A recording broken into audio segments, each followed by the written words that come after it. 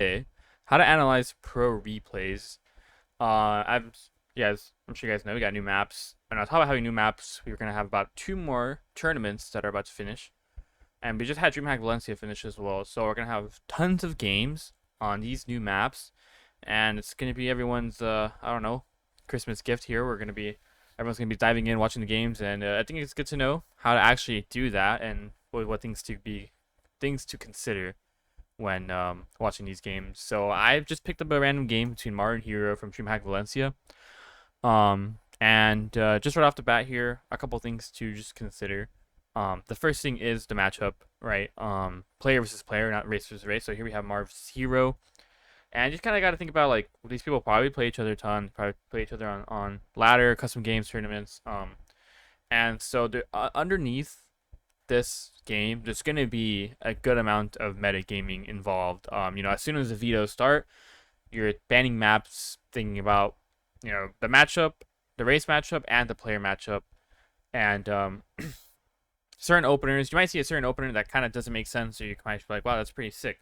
And then you do it on the ladder, it doesn't really work. And you probably ask yourself, like, that's kind of weird. Like, Mario did it, he just destroyed somebody. But then when I do it, beyond just execution stuff, it's like, it doesn't really do anything at all.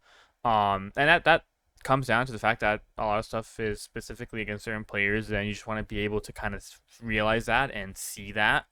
So you kind of just don't get baited. So I'll start the game here and pick it up a little bit. So Kamara going for this depot. Bam. Hello. Nice. Hero's going to be going for the probe scout, and on top of like just the builders, you also want to think about the maps. If you watch my previous video about the new maps, something that people don't consider a lot is like how much of an effect builds have on maps. And you want to think about how, on top of like the player you're playing, what kind of builds are good on this map and what to kind of like be on the lookout for. So that's also very important and something you want to consider as well when seeing the builder like Mario uses, for example. But he's going two gas Reaper, which I think is fairly safe. And it's not the worst build to do or anything like that. It doesn't set him like crazy behind. Even with Hero scouting in here, he's gonna get the probe, so it's fine. But you're actually thinking about here, what you should be thinking about here rather, is Hero's plays pretty aggressive, and I think I've seen him a few times do some low ground gateway stuff. And this map has a very very short natural to natural distance. So for example, if you go Reaper first into Marines and Hero, for example, goes low ground gate, spams the depths across the map, it'd be very very hard to deal with. Just because the distance is so short. So maybe opting for a two gas build is just a way to not deal with that and kind of have the edge in regards to controlling the game. You saw he checked back here. I've seen some nasty proxies on this map back there, so guys, just keep an eye out on that. So kind of gets denied.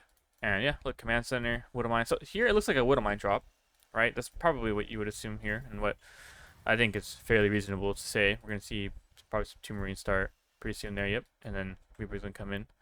So it's about 3 minutes or so. So Mars actually waiting a bit.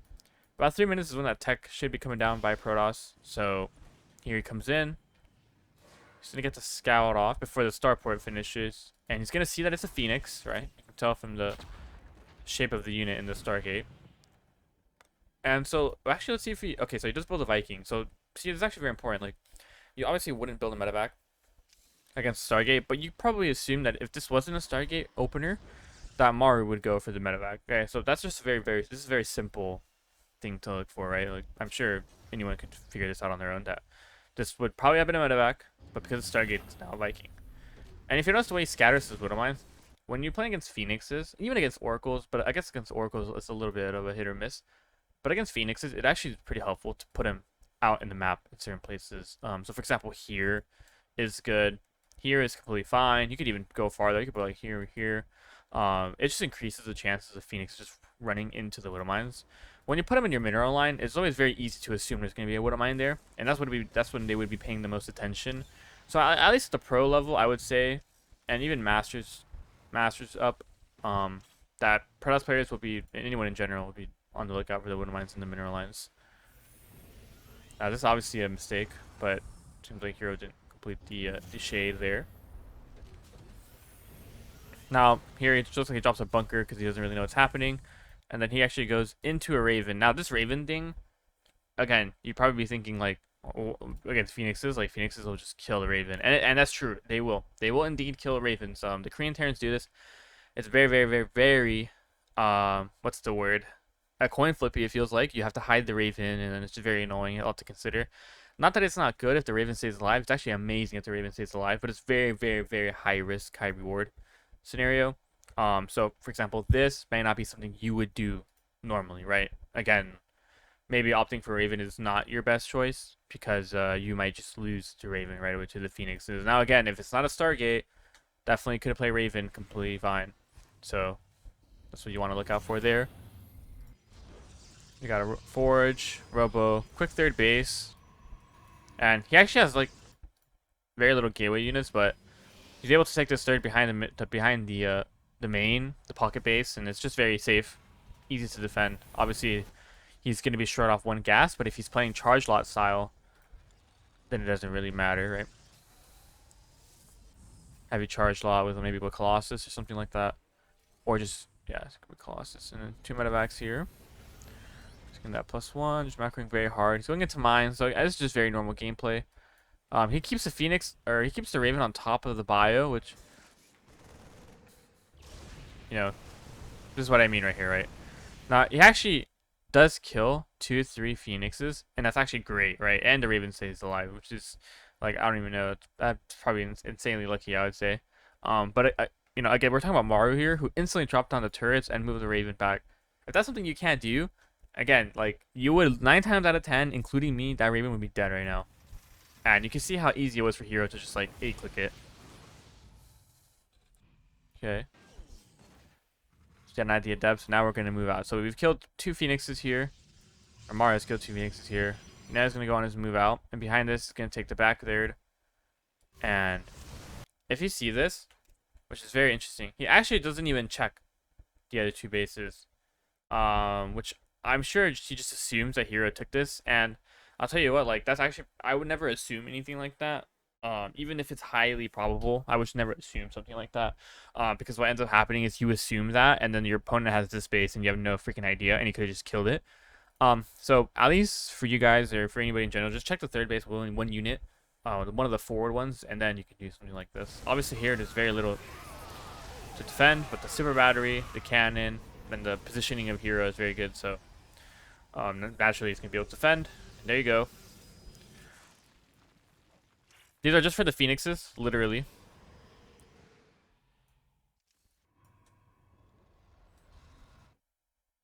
And again, like, just some, I don't know, but maybe Hero routes his Phoenixes this way. Maybe it's just like he thinks that Hero's gonna think that he's doing a blind drop or a doom drop, so he's gonna route his Phoenixes that way.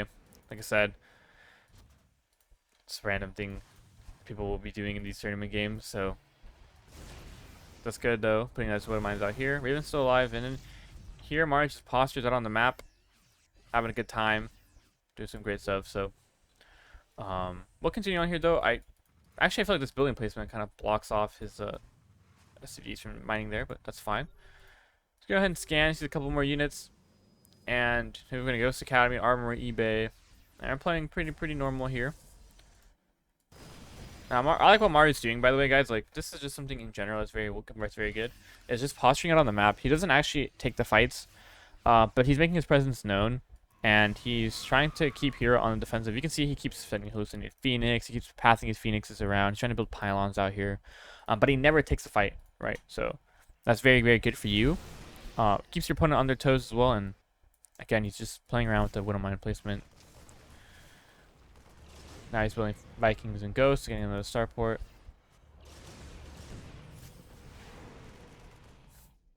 Scans here because he wants to see if his opponent is moving out, since his army is not anywhere in the middle of the map. And now Hero is going to start moving out here, scattering some mines, putting up a turret. And I feel like here, I like the scanning. I appreciate the scanning here. But to me, this kind of feels like Maru is anticipating a certain timing, which I think is fair to say, right? 10 minutes, 30 seconds in, Maru's trying to take a fourth. He's now pushed across his side of the map, and now Hero has created space with the Phoenixes to be able to push. And Now he's gonna have to, I'm sure he probably anticipates this. Some of it coming from just how hero plays, the other thing coming from just what's considered a normal timing for a push. So that's why he gets a bit more defensive. He puts a turret, and that's also why he scans that as well. Here prepares for fight. Notice how he splits his army up. Obviously, this is very hard to control. We actually see he has the ghost separate, and he has the raven and the bio together, which is interesting. So there's going to be tabbing here going on in regards to the bio.